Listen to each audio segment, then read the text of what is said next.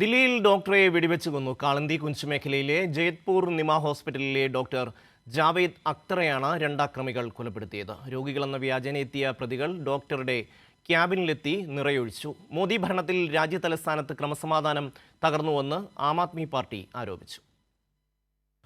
പുലർച്ചെ 1:30ഓടെയാണ് രാജ്യതലസ്ഥാനത്ത് ഞെട്ടിച്ച കൊലപാതകം. കാളന്തി കുഞ്ച് മേഖലയിലെ ജയ്പൂർ നിമ ഹോസ്പിറ്റലിലെ യുനാനി ഡോക്ടർ ജാവേദ് അക്തറാണ് ഡ്യൂട്ടിക്കിടെ കൊല്ലപ്പെട്ടത്. ചികിത്സയ്ക്കായി രോഗി എന്ന വ്യാജേനയാണ് അക്രമികൾ ആശുപത്രിയിലെത്തിയത്. ശരീരത്തിലെ മുറിവ് ഡ്രസ്സ് ചെയ്തതിനു ശേഷം പ്രതികൾ ഡോക്ടറെ കാണണമെന്ന് ആവശ്യപ്പെട്ടു. ഡോക്ടറുടെ ക്യാബിനുള്ളിൽ കയറിയ ഉടനെ അക്രമികൾ വെടിയുതിർക്കുകയായിരുന്നു. സംഭവത്തിൽ CCTV ദൃശ്യങ്ങളുടെ പ്രതികളെ തിരിച്ചറിഞ്ഞതായി പോലീസ് പറഞ്ഞു. 16ഉം 17ഉം വയസ്സുള്ള പ്രായപൂർത്തിയാകാത്ത ആൺകുട്ടികളാണ് പ്രതികൾ. ഇവർ കൊട്ടേഷൻ സംഘങ്ങളാണെന്നും പോലീസ് പറയുന്നു. ആസൂത്രിതമായി നടന്ന കൊലപാതകത്തിൽ കാരണം വ്യക്തമല്ല.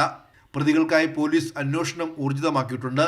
അതേസമയം സംഭവത്തിൽ ദില്ലി പോലീസിനും ആഭ്യന്തര മന്ത്രാലയത്തിനുമെതിരെ ആം ആദ്മി പാർട്ടി രംഗത്തെത്തി.